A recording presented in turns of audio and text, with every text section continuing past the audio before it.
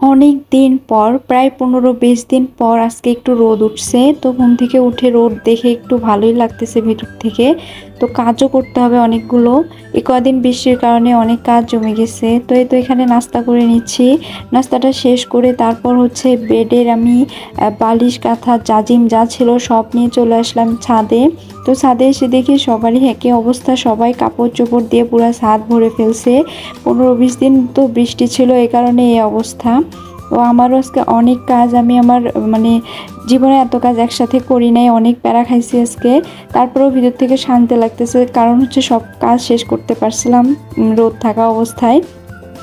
তো সব কিছু ছাদে দিয়ে ভাবলাম যে শুকায় নিয়ে একদম নিচে আসবো, কারণ হচ্ছে হুটহাট বৃষ্টি চলে আসতেছে, যদি ভিজে যায় তাহলে তো পুরো শেষ।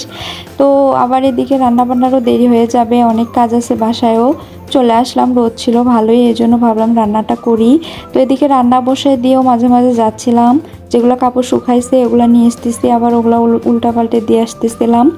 আর অফডে ছিল বাসায়, ও ছিল, দুজনে মিলেই করতেছি। ও আবার ওগুলা মানে জাজিম ছাদে দিয়ে রেখে মসজিদে নামাজ পড়তে গেল। বলল যে যেহেতু কষ্ট করে উঠাইছি একটু রোদটা ভালো করে পাক, তারপর নামাজ পড়ে এসে নিয়ে আসবো। তো এখানে আমি যে মাংস দিয়ে বুটের ডাল রান্না করে নিচ্ছি। আর এদিকে ভয়ও পাচ্ছিলাম যে যেহেতু একটু পরপর বৃষ্টি চলে আসতেছে, যদি হুট করে আবার বৃষ্টি আসে জাজিম বালিশগুলো ভিজাই গেলে কী যে অবস্থা হবে, এগুলো ভাবতেছি আর কাজ করতেছি। তো আবার একটু পরপর দেখতেছিলাম যে রোদ আছে কি না। সব কাজ যেহেতু একসাথে করতেছি সেজন্য একটু বেশি প্যারা খাইছি। তো এই তো এদিকে আমি অ্যাকোরিয়ামটা পরিষ্কার করে নিচ্ছি, এটা আবার এক্সট্রা একটা ঝামেলা। পরিষ্কার না করলে ভালো লাগে না, আবার পরিষ্কার করতে গেলে অনেক ঝামেলাই হয়।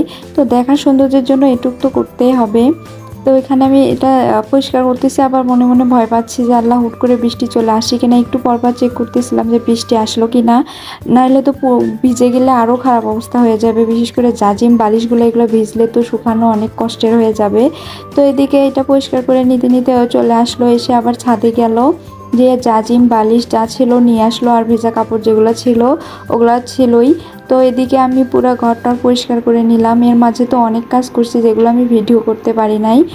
মেঝে মুছলাম, তারপর ঘর ঝেড়ে নিছি, সব পরিষ্কার করে নিয়ে তারপর একদম গোসল টোসল শেষ করে এই তো আসলাম রুমটা গুছাই নেওয়ার জন্য। বেডটা একদম গুছাই নিয়ে কি যে একটা শান্তি লাগতেছে ভিতর থেকে, বলে বোঝাতে পারবো না আসলে। যে আপুরা মানে এরকম পরিষ্কার থাকতে অনেক পছন্দ করো আর কাজ বাজ করতে অনেক পছন্দ করো, তারাই শুধু আমার ফিলটা বুঝবা।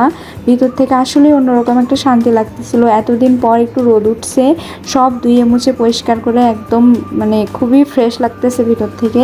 এখন মনে হচ্ছে একবেলা না খেয়ে থাকলেও আমার কোনো সমস্যা নেই, কারণ হচ্ছে আমার ঘর বাড়ি এলোমেলো হয়ে থাকলে একদমই ভালো লাগে না। শুধু ভাবতেছিলাম কবে রোদ উঠবে আর সব কাজ করে নিলে একদম ভিতর থেকে একটু শান্তি পাবো। তো যাই হোক, সব কাজ বাজ শেষ করে তারপরে একটু বাইরেও গেছিলাম। তো বাইরে যেয়ে আর আজকে ভিডিও করি নাই, কারণ শরীরটা অনেক খারাপ লাগতেছিল, হাত পা পুরো ব্যথা হয়ে গেছিলো ছাদে ওঠানামা করে। তো আজকে ভিডিওটা এটুকুই। আল্লাহ হাফেজ সবাইকে।